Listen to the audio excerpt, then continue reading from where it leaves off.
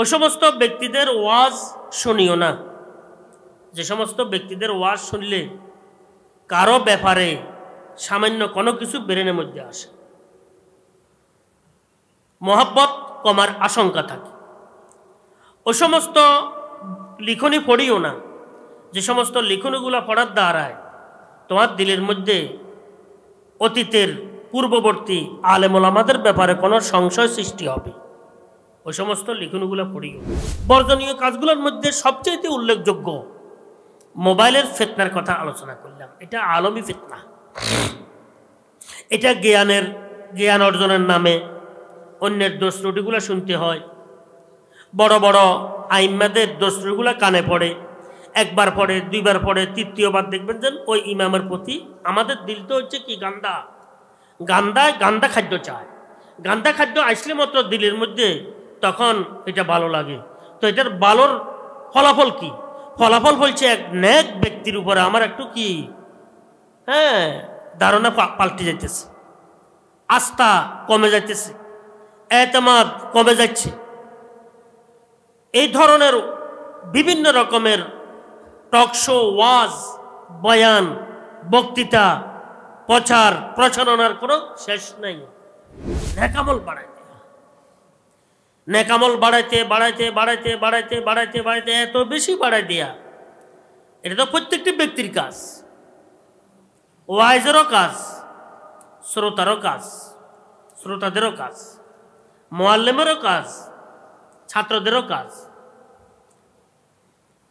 ইমামেরও এটা কাজ, মুক্তাদিদেরও এটা কাজ। মাকসাদে হায়াত নেকামল বাড়াইতে থাকা।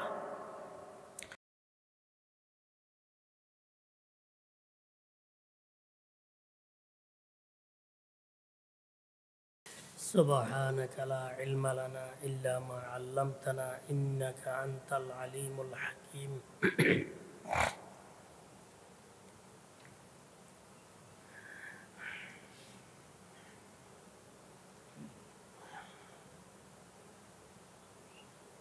দিনে কথাবার্তাগুলা শুনতে থাকলে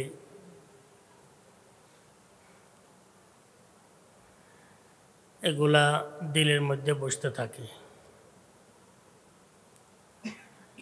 বলতে থাকলে এগুলা দিলের মধ্যে বসতে থাকে। যদিও মুখ দিয়ে বের হয়, কানের মাধ্যমে এগুলা দিলে যায় বসে। এই কারণে আমলের নিয়তে বলাও দরকার, শোনাও দরকার। আলোচনা করতে করতে করতে করতে এমন একটি বিষয় সামনে এসে যায়,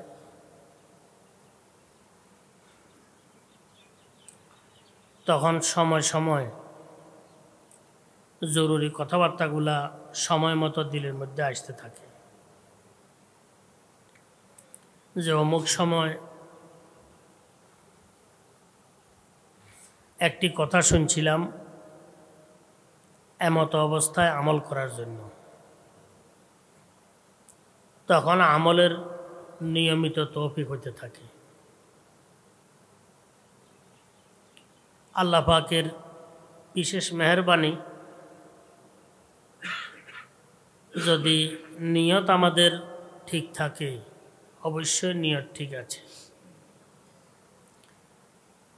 এই দরবার থেকে কেউ মাহরুম হয় না। আল্লাহ পাকের দরবার থেকে,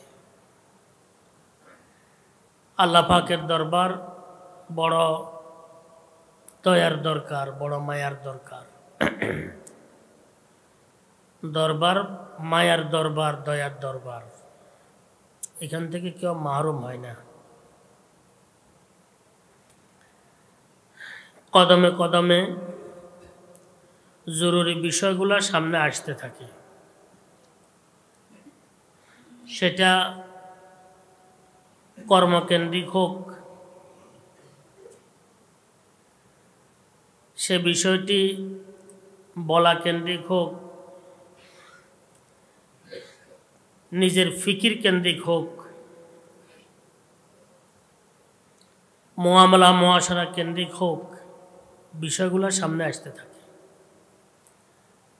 যে এই মুহূর্তে আমি কি করব, কি করা দরকার। তখন আল্লাহ পাকের পক্ষ থেকে বড় ধরনের দস্তগিরি হয়।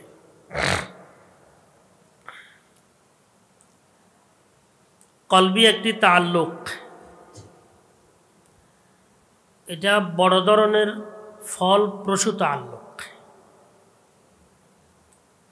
কলবি তাল্লুক।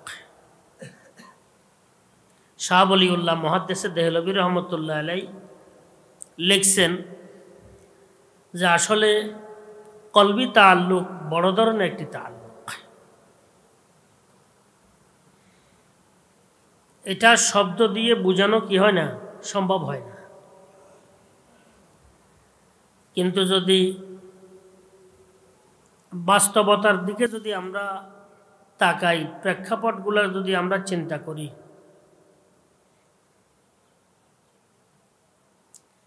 তখন কদমে কদমে ধরা পড়বে যে আসলে এই জায়গার মধ্যে আমি সাহায্য প্রাপ্ত হয়েছি এই কারণে। এবং দিনী কথাবার্তাগুলো আলোচনার মাধ্যমে দিনের মোহাব্বত দিলের মধ্যে বাড়তে থাকে। মোহাব্বত হচ্ছে সবচেয়ে গুরুত্বপূর্ণ বিষয়। দিনের মোহাব্বত দিলের মধ্যে বসতে থাকলে আমল করা সহজ হয়ে যায়। আর আমলে হচ্ছে আমাদের হায়াতের মাকসাদগুলোর মধ্যে বড় ধরনের একটি মাকসাদ। নেক আমল যেন আমরা বাড়াইতে থাকি। শাহ ওলিউল্লাহ মুহাদ্দিসে দেহলভী রহমতুল্লাহ লিখছেন এক জায়গার মধ্যে, আমলের দ্বারায়, দাওয়ামে আমলের দ্বারায় কলবি সফা হাসিল হয়। কলবি সফাই, নিয়মিত যখন আমল করতে থাকি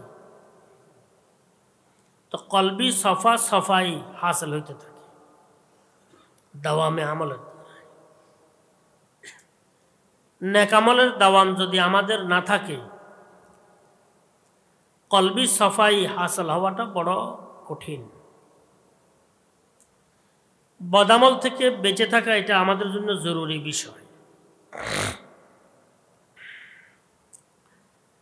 যত রকমের বদামল আছে, গুনাহের কাজগুলো আছে, নফসের চাহিদা পূরণের বিষয়গুলো আছে, এগুলা থেকে নিজেদেরকে সর্বসময় দূর রাখার চেষ্টা করতে হবে।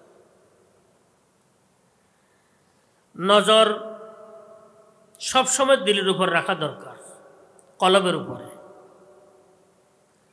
যে আমার দিলের গতিবিধি কি। দিলের গতিবিধির উপরে যদি নজর রাখা হয় তো রোগগুলো ধরা পড়বে আর চলাটাও সহজ হয়ে যাবে। আমি কথা বলতেছি, ওইদিকে যাইতেছি, যদি সব কিছু আসলে সব কিছুর পরিচালক হচ্ছে দিল, কিন্তু আমি যদি শুরু থেকে যদি দিলের উপর দৃষ্টি রাখি, নফসের উপর দৃষ্টি রাখি, তাহলে আমার গুনার উপরে গুনার উপরে গুনার বিষয়টি আর হবে না, চট করে ধরা পড়ে যাবে। নিয়ন্ত্রণ রাখাটা সহজ হবে। আর যদি আমি নফসের উপরে যদি দিলের উপরে যদি আমি নজর না রাখি, তো একটা থেকে শুরু হইতে হইতে হইতে হইতে শত সহস্র গুনাহ সৃষ্টি হইতে থাকবে। এই কারণে বদামলগুলা থেকে নিজেদেরকে বাঁচায় রাখা দরকার। বদামলের ফিকির তো দিল থেকে শুরু হয়, চাহিদা দিল থেকে শুরু হয়। চাহিদা পূরণ করার দ্বারাই গুনার চাহিদা কমে না, গুনার চাহিদা বাড়ার আরো কি শক্তি এসে যায়।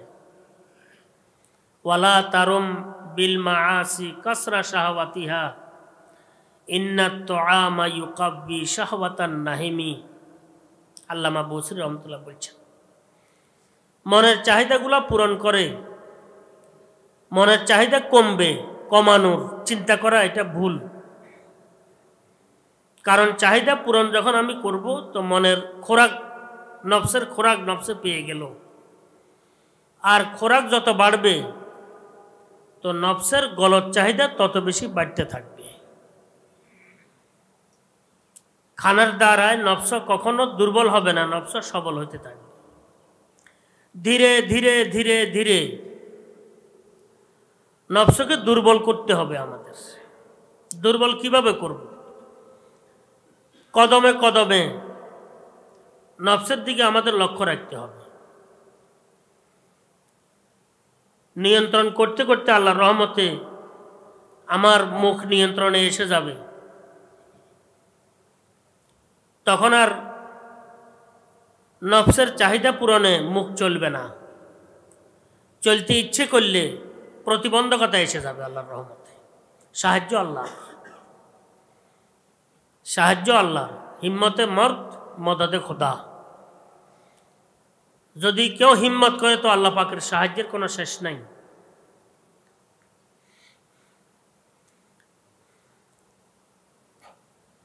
যদি আমি নফসের উপরে নিয়ন্ত্রণ বিধি প্রতিষ্ঠা করার চেষ্টা করি, কান অবাধ্য হবে না, যাহা কিছু শুনবে না, যা শোনার আছে এটা শুনবে না। শোনার চাহিদা হবে কানের মধ্যে, কিন্তু নিয়ন্ত্রণে এসে যাবে। চোখ নিয়ন্ত্রণে এসে যাবে। নফসের উপরের নিয়ন্ত্রণের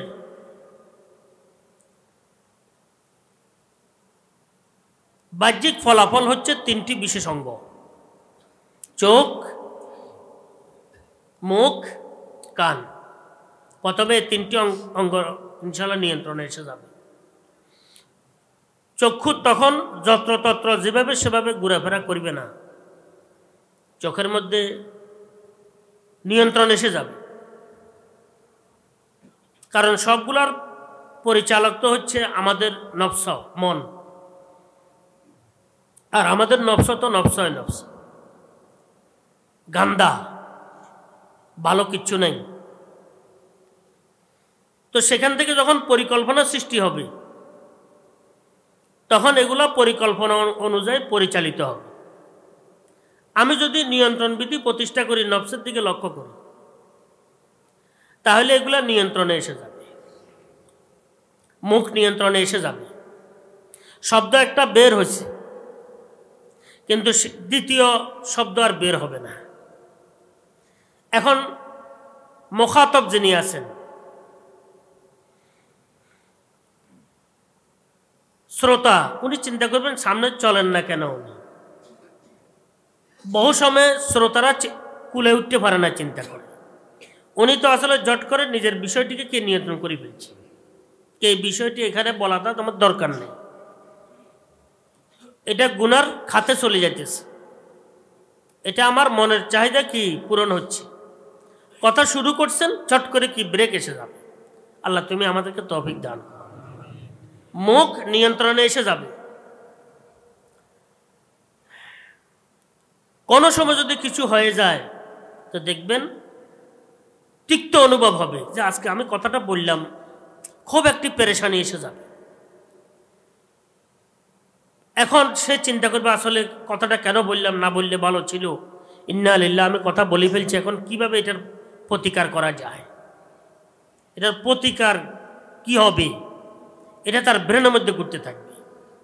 এগুলো কিন্তু ভালো লক্ষণ, ভালো লক্ষণ। কিন্তু কোনো সময় গাফেল হওয়া যাবে না, সর্বাবস্থায় চতুরতার সাথে থাকতে হবে। প্রথমত কলবের উপরে যদি নিয়ন্ত্রণ বিধি আমরা প্রতিষ্ঠা করি, তখন বিশেষ করে তিনটি অঙ্গ যেটা সবসময় আমাদের চলে, মুখ, চোখ, কান, এটার উপরে নিয়ন্ত্রণ বিধি প্রতিষ্ঠা হতে থাকবে। যদি দেখার সময় আমার দিলের বাড়ি খা, যেদিকে আমি কেন দেখতেছি, দেখব না, এদিকে দেখার জন্য মনে চাইতেছে, আমি দেখব না, চোখ চলে গেছে, ফিরে নিলাম,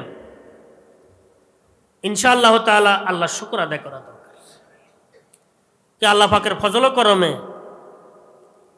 আমার মধ্যে অনুভূতি আসতেছে, গুনাহের রাস্তা বন্ধ হচ্ছে, মহব্বতের রাস্তা উন্মুক্ত হতে যাচ্ছে। কানের বিষয়টিও তাই। এ কথাটি শুনতে মনে চাইতেছে, কিন্তু শুনতেছি না। শোনা শুরু করছি, না আর শুনবো না। ভালো লাগতেছে না, ওদিকে কান দিব না। মোটামুটি একটা যুদ্ধ নয়, মহাযুদ্ধ হইয়া যায় নফসের সাথে। এটা মহাযুদ্ধ, এটা কিন্তু খুব কঠিন যুদ্ধ। কানকে ফিরে রাখতে পারছি আমি। যাহা কিছু কানের চাহিদা ছিল, এটার কারণে আমি অনুতপ্ত হয়েছি। আল্লাহ পাকের ফজল, আল্লাহ পাকের করম, আল্লাহ শুকর আদায় করা দরকার যে আলহামদুলিল্লাহ গুনাহের রাস্তা রুদ্ধ হতে যাচ্ছে, আল্লাহ পাকের মহব্বতের রাস্তা উন্মুক্ত হতে খুলতে যাচ্ছে। আল্লাহ মুখের মধ্যে কথাবার্তা বলতেছি, চট করে চিন্তা করলে হারে কি হলো, ব্রেক আসে গেছে, বাধা এসে গেছে, আর বলবো না। গীবতের সূত্রে শুরু করছি, তখন এটাকে ঘুরে প্রশংসার সূত্রে নিয়ে গেছে। এমন হয়ে থাকে যাদের আল্লাহর রহমতে অনুভূতি আছে, তারা সমালোচনার দিকটা নিয়ে হয়তো আলোচনা শুরু করছে, চট করে বাধা আসছে তো এটা সুআলোচনার দিকে নিয়ে যায়, ভালো আলোচনা। কারণ মুখাতব হয়তো এখন আর ব্রেক দিয়ে মুখাতব থেকে ফিরার কোনো সুরত নাই।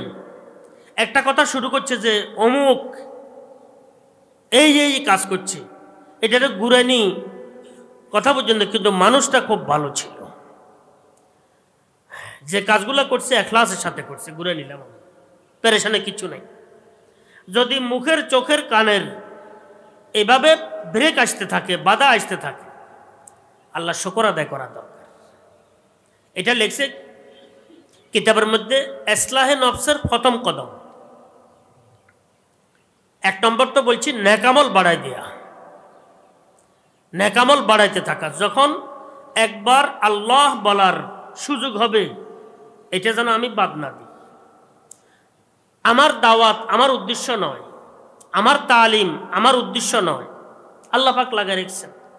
আমার তরবিয়ত আমার উদ্দেশ্য নয়, ওয়াজ নসিহত আমার উদ্দেশ্য নয়। আমার উদ্দেশ্য হচ্ছে রেজায় মাওলা, রেজায় মাওলা, এটা হচ্ছে আমার উদ্দেশ্য। এই পুঁজিটা আমার দুনিয়ার মধ্যে কাজে আসবে, শান্তি স্বস্তি আল্লাহ পাকের বন্দা বনার ব্যাপারে, সরওয়ারে কায়নাত সাল্লাল্লাহু আলাইহি ওয়াসাল্লামের সঠিক উম্মত বনার ব্যাপারে এটাই কাজে আসবে। আখিরাতের মধ্যে তরক্কি উন্নতির জন্য, নাজাতের জন্য এটাই কাজে আসবে, আর কিছু কাজে আসবে না। এই কারণে যে দ্বীনি কাজগুলা আমার সুপুর্দ আছে, এগুলোর মধ্যে বরকতের জন্য, এগুলোর মধ্যে তরক্কির জন্য, এগুলোর মধ্যে আসরের জন্য,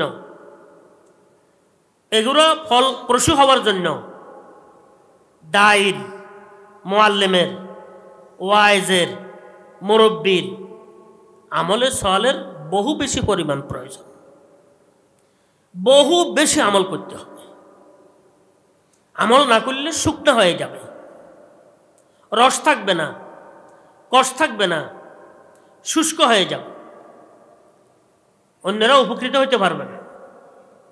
হ্যাঁ, আমল করব নিজের জন্য, এই আমলের ভিতর দিয়ে আমার চোখের মধ্যে আসর এসে যাবে আল্লাহর রহমত।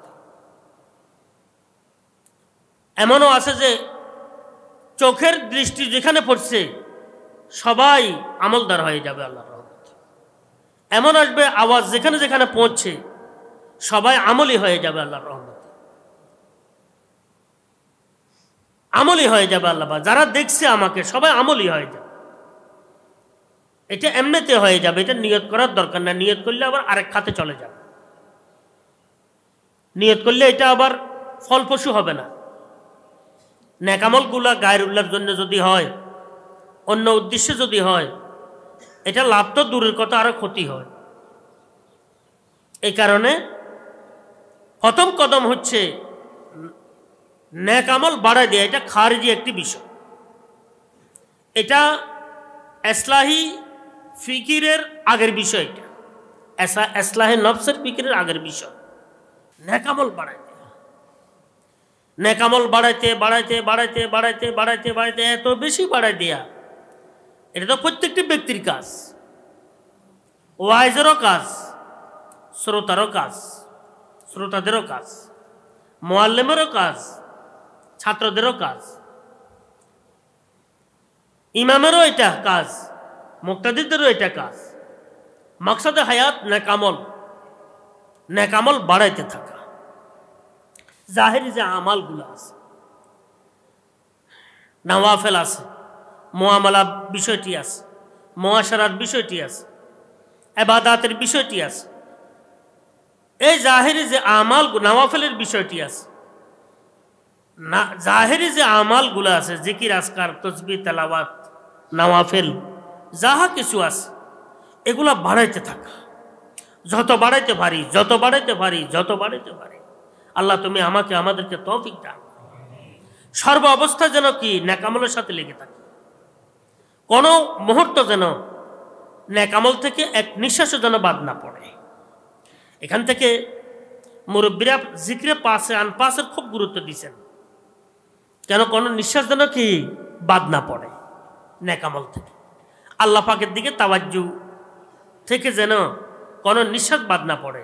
নেকামল যখন পরিপূর্ণভাবে সুন্নতের উপর আমল এসে যাবে, তখন না আসবে আপনার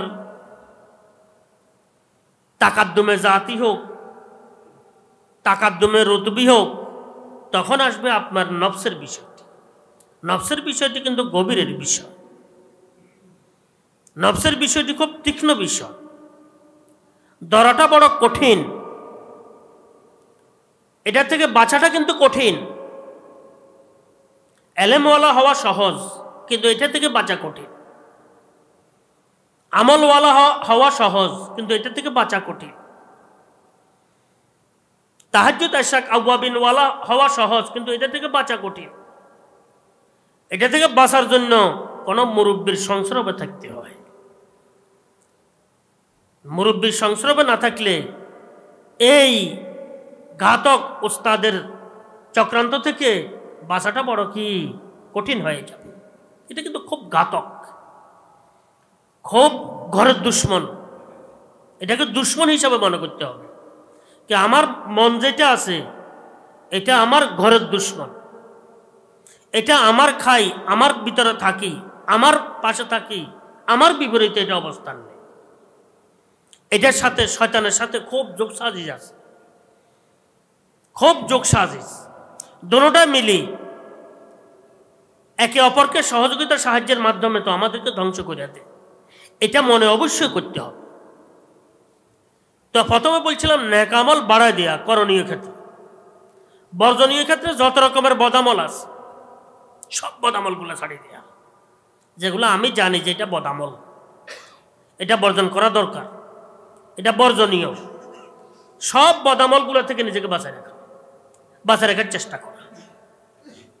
যেখানে গেলে, যার সাথে কথা বললে, যে বই পড়লে, যে লিখনি মোতালা করলে, যে খাদ্য খাইলে আমার বদামলের কি প্রবণতা বেড়ে যাবে, ওগুলা থেকে নিজেকে বাঁচায় রাখা। এখন মোবাইলের বিষয়টি তো খুব লক্ষ্য করা দরকার। এখন তো আর খলওয়াত নাই, এখন খলওয়াত হচ্ছে পুরো দুনিয়া নিয়ে জলওয়াত।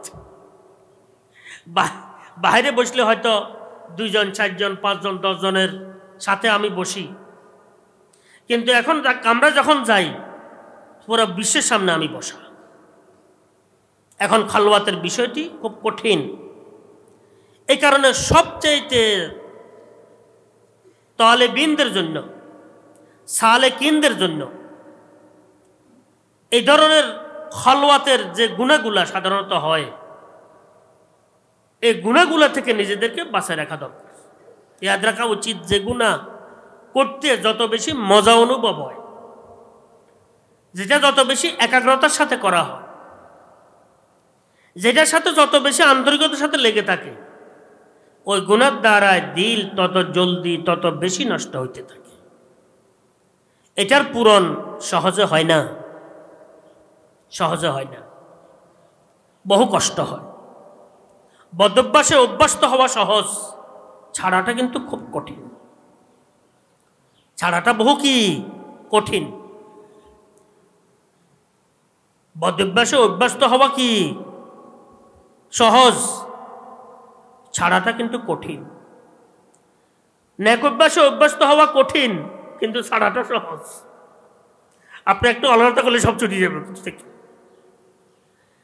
এই কারণে বিশেষ করে নিজেদেরকে খলওয়াতের মধ্যে রাখার চেষ্টা করা দরকার। তাহলে জলওয়াতের ক্ষেত্রে যে সমস্ত গুণাগুলো আছে এগুলো থেকে আমরা যেন বাঁচে দেখতে পারি, কিন্তু খলওয়াতের মধ্যে যেন ঘাতকের হাতে আমি সুপর্দ না হই। খলওয়াত যেন কি পুরা দুনিয়ার সাথে জলওয়াতের চাইতে মারাত্মক না হয়, খুব লক্ষ্য রাখবেন। আল্লাহ আমাদেরকে হেফাজত করে। হিম্মত করলে আল্লাহ পাক সাহায্য করে, হিম্মত করলে আল্লাহ পাক সাহায্য করতে থাকে। তো এই কারণে আমি আপনাদের খেদমতে অনুরোধ করতেছিলাম, প্রথম ধাপ আবদিয়ত অর্জনের জন্য, আল্লাহ পাকের সঠিক বন্দা হওয়ার জন্য, হাবিব সাল্লাল্লাহু আলাইহি ওয়াসাল্লামের সঠিক উম্মত হওয়ার জন্য প্রথম ধাপ হচ্ছে জাহেরি যে সমস্ত মাসিয়াতগুলো আছে এগুলা থেকে নিজেকে খুব বেশি বাঁচায় রাখা। জাহেরি যে সমস্ত নেকামলগুলো আছে এগুলোর সাথে নিজেকে কি লাগাই রাখা। ইনশাআল্লাহ তাআলা এটার আলোয় আলোকিত হয়ে দিলের মধ্যে তখন একটা তরঙ্গ সৃষ্টি হয়ে যাবে, আলো। তখন দিলের বিষয়গুলো সামনে ভাসতে থাকবে যে আসলে এটা তো আমার দেহের গুনাহ না, আমি তো এটা সওয়াব মনে করছি।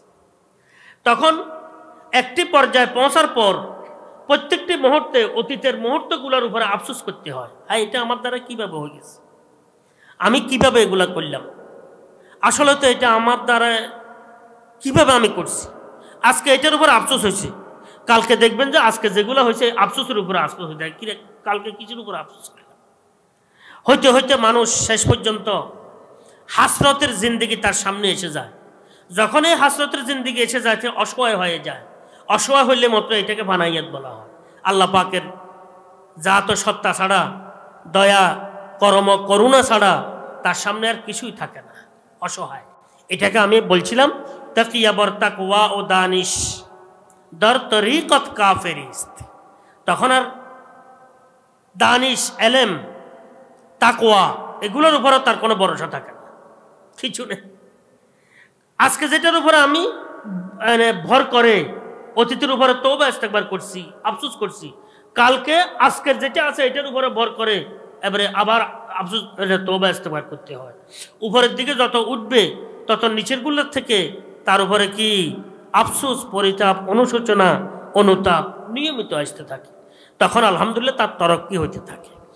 তো বলার উদ্দেশ্য হয়েছে প্রথম কাজ, করণীয় কাজগুলোর সাথে তো আমরা নিজেদেরকে লাগাই রাখবো। প্রেক্ষাপট হিসাবে এখন বলতে হয় বর্জনীয় কাজগুলোর ব্যাপারে খুব সতর্ক থাকা দরকার, খুব বেশি সতর্ক থাকা দরকার। বর্জনীয় কাজগুলোর মধ্যে সবচেয়ে উল্লেখযোগ্য মোবাইলের ফিতনার কথা আলোচনা করলাম। এটা আলমী ফিতনা। এটা জ্ঞান অর্জনের নামে অন্যের দোষ ত্রুটিগুলো শুনতে হয়। বড় বড় আইম্মাদের দোষ ত্রুটিগুলো কানে পড়ে, একবার পড়ে, দুইবার পড়ে, তৃতীয়বার দেখবেন যে ওই ইমামের প্রতি আমাদের দিল তো হচ্ছে কি গান্দা খাদ্য চায়। গান্দা খাদ্য আসলে মাত্র দিলের মধ্যে তখন এটা ভালো লাগে। তো এটার ভালোর ফলাফল কি? ফলাফল বলছে এক নেক ব্যক্তির উপরে আমার একটু কি ধারণা পাল্টে যাইতেছে, আস্থা কমে যাইতেছে, এতেমাদ কমে যাচ্ছে।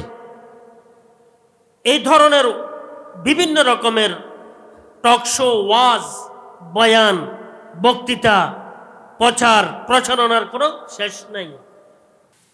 বহু মানুষ এলেম বাড়ানোর জন্য, বহু কিছু জানার জন্য, সাময়িকী মাসাইলগুলা বোঝার জন্য চট করে মোবাইলে যায়, কিন্তু যাওয়ার পর সেখানে দেখা যায় বহু রকমের বিষয়গুলো সামনে আসতে থাকে যে এই মাসালা অমুকে বলছে, ডাহা ভুল বলছে, এই মাসালা অমুক হাদিস মতে এটা হওয়া দরকার। আসলে যারা এটা বলছে এরা হাদিস বুঝে না, জানে না, শুরু করছে আর একটা। হইতে হইতে এমন হইয়া যায় সেখানে গীবত, শেকায়েত, অবাস্তব, অবান্তর কথাবার্তাগুলার ঝড় শুরু হইয়া যায়, তুফান। আর আমাদের কাছে এতটুকুও মন্ত্র নাই যে মন্ত্র দিয়ে আমরা এগুলা থেকে বাঁচবো, এটার প্রতিকার করব।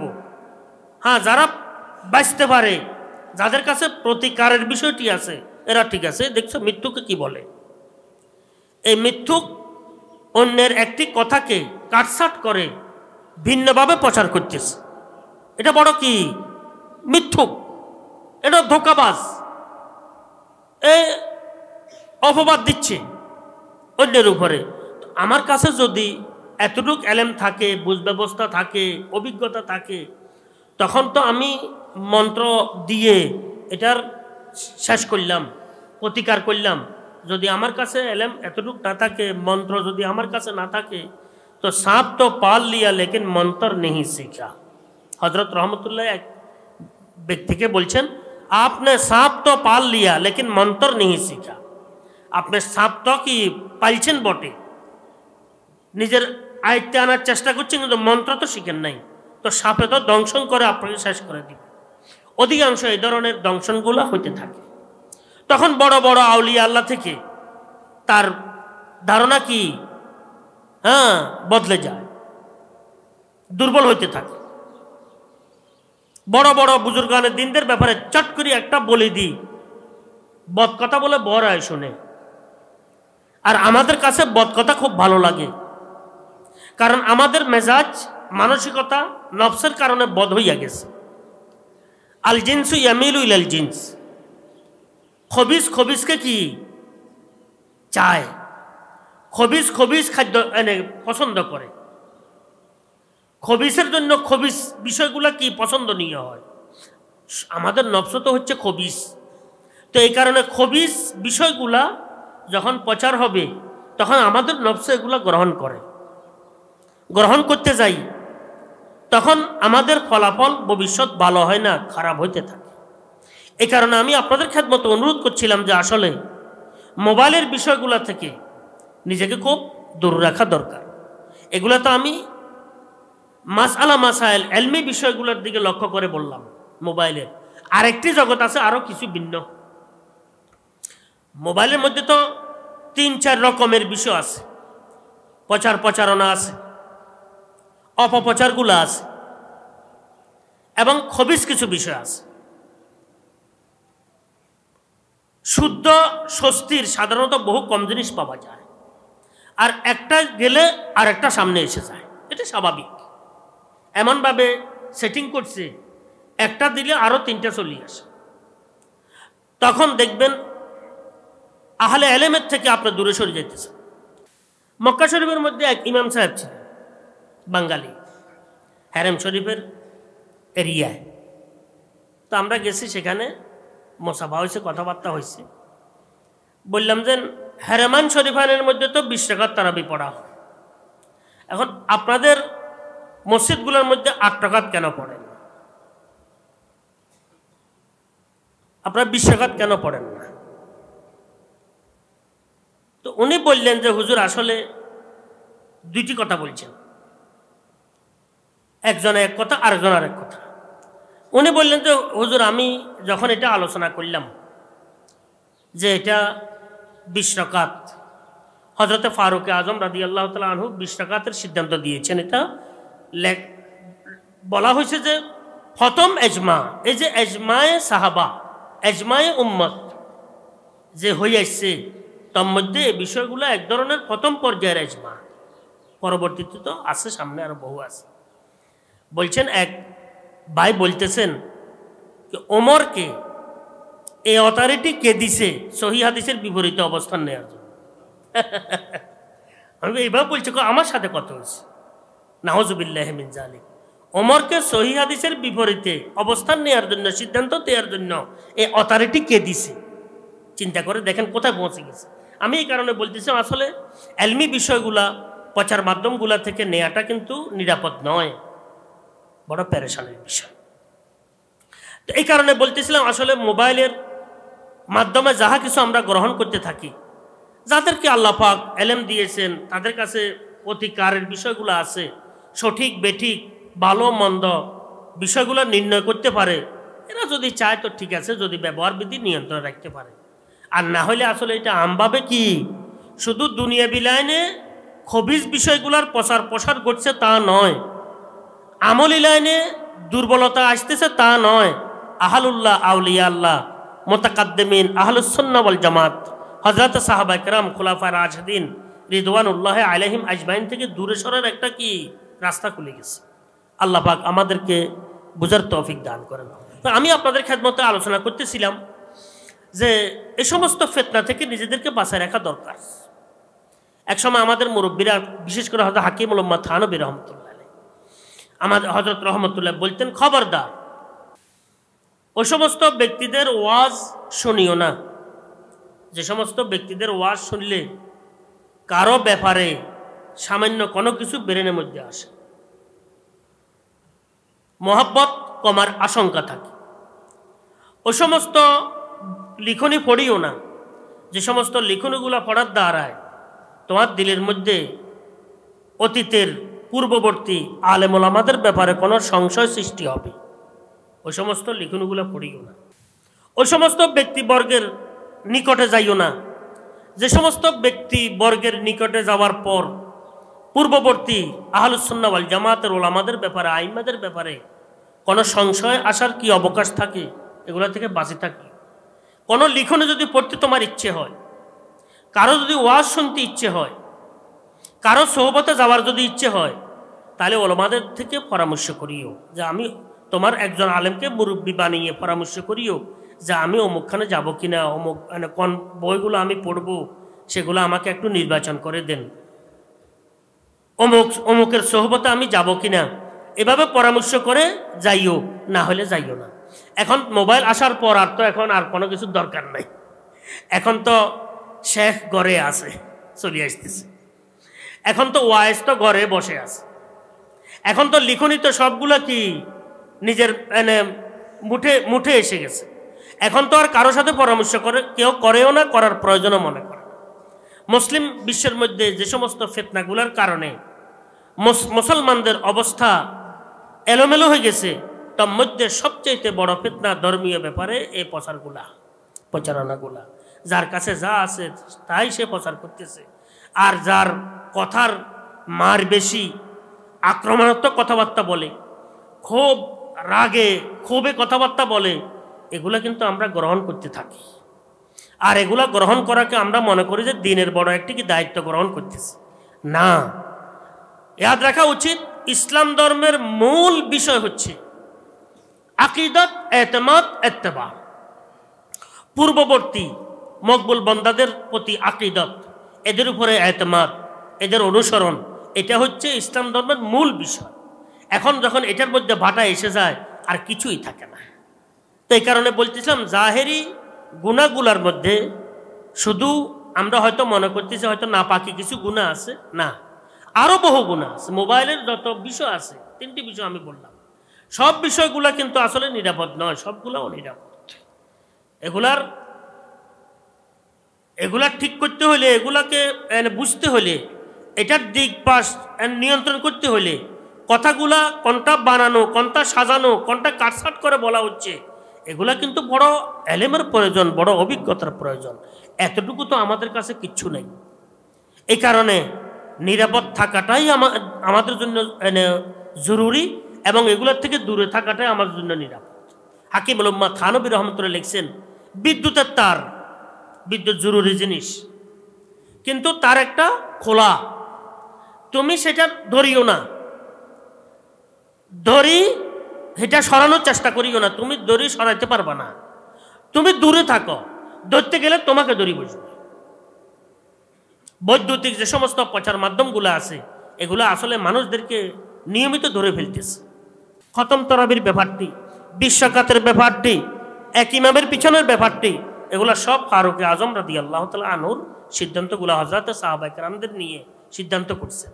রাষ্ট্র যেভাবে নাকি পরামর্শ করে সিদ্ধান্ত করছেন, রাষ্ট্রের বিষয়গুলা, শরীয়তের বহু মাসাইল ফারুকে আজম রাদিয়াল্লাহু তাআলা আনহু পরামর্শ করে সিদ্ধান্ত করছেন।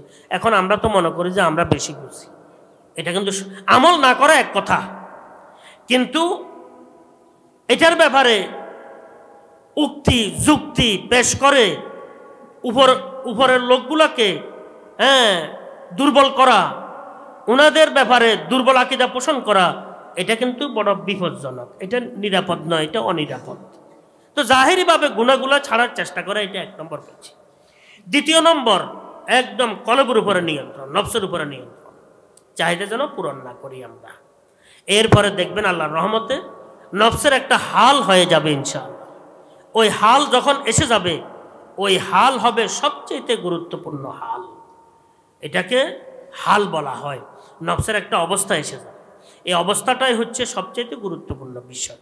নফস সবসময় মোতওয়াজ্জে থাকবে আল্লাহ পাকের দিকে। আল্লাহ পাক সবাইকে তৌফিক দান করেন।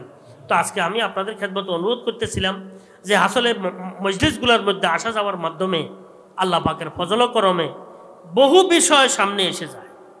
বিষয়গুলো সামনে আসার পর সময় সময় জরুরত অনুযায়ী বিষয়গুলোর উপর আমল করা সহজ হইয়া যায়। এই কারণে দিনই বিষয়গুলোকে আলোচনা নিজে করাও দরকার, আলোচনা শোনাও দরকার, মোতালাও করা দরকার। তো আল্লাহ পাকের ফজল করমে কদমে কদমে জরুরতের বিষয়গুলো আল্লাহ পাক মুহইয়া করে দিবেন। তখন আল্লাহ পাক সাহায্য করতে থাকেন।